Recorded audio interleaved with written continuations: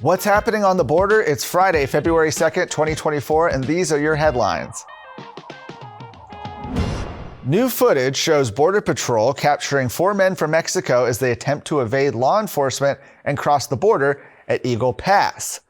They will be transported and processed for removal by Border Patrol. If they claim fear, as the majority do, they may be released with a notice to appear. That was what News Nation correspondent Allie Bradley posted on X this week. She went on to say, while Shelby Park is fortified, the outskirts are not, and small groups continue to cross in and around Eagle Pass. Earlier this month, the Center for Immigration Studies fellow Todd Bensman wrote that the plummeting numbers of illegal aliens crossing the border into Texas is a sign of the possibility that President Joe Biden has struck a deal with Mexican President Andrés Manuel López Obrador to aid Biden in his re-election campaign. Bensman writes that during the month of December, Border Patrol reported between 12,000 and 14,000 illegal border crossings per day near the end of December, with official numbers soaring over 300,000 during the entire month.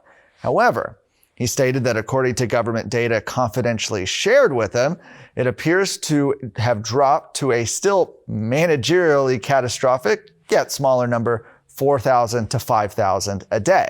Bensman argues that the dramatic decrease in illegal aliens crossing the southern border is connected with Biden's diplomatic visits to Mexico City. Said the officials returned to Washington, reporting fuzzy platitudes and no details about whatever deal they struck with the Mexican president. Immediately following the visit, the Mexican government seemed to be undertaking serious anti-illegal immigration action at the border, such as rounding up potential would-be border crossers at the country's northern border and shipping them south. This comes as Border Patrol and the Texas National Guard remain in a standoff at Shelby Park, which Texas Attorney General Ken Paxton has stated he will refuse to surrender to federal agents seeking to destroy Texas's concertina razor wire fencing.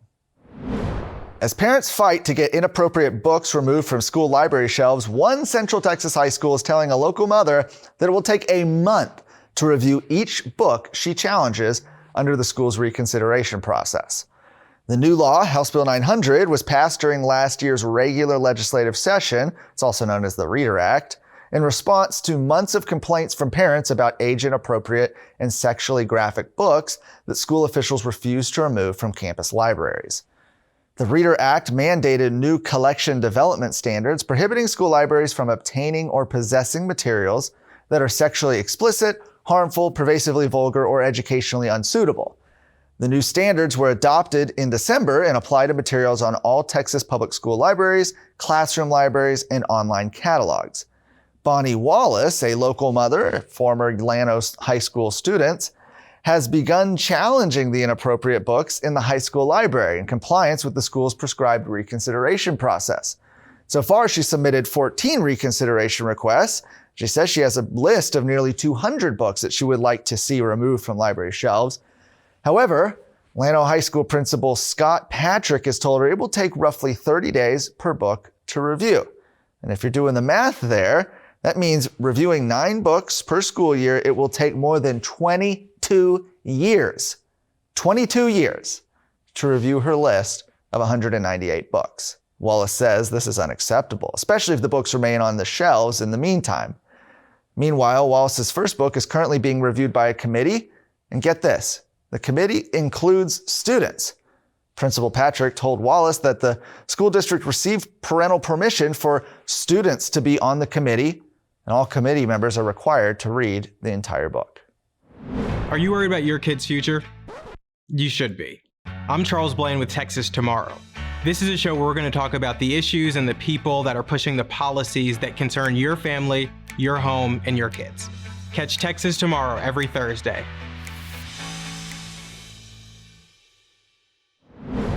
A Plano private school teacher is accused of using a messaging app to groom a 15-year-old student for sex.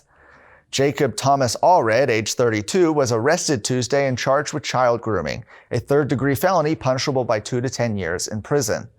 He's the latest Texas teacher charged under the state's new anti-grooming law, passed last year to protect children from sexual abuse and trafficking. Allred reportedly taught 9th grade at Great Lakes Academy in Plano, which specializes in students with learning disabilities. The Plano Police Department said they had received an allegation against Allred on January 8th after the victim told her parents about Allred's behavior. The student said Allred told her in October that he had sexual feelings for her, then began sending her explicit messages using the app Discord. Police said she showed them screenshots of the messages, and investigators later found messages in Allred's phone that confirmed the victim's account of events. The school said Tuesday that Allred had resigned, and both private and government schools are required to notify the state within 7 business days if an educator resigns or is terminated following an incident of misconduct. Allred's Texas teaching certificate does not currently indicate that he is under investigation by the Texas Education Agency. Allred was released from Collin County Jail on a $25,000 bond. A judge also issued an emergency protective order restricting Allred's activities. Now, Daily Headlines is going to be off next week. We'll be back February 12th. But in the meantime, you can check out the latest stories as well as our other programs at texasscorecard.com.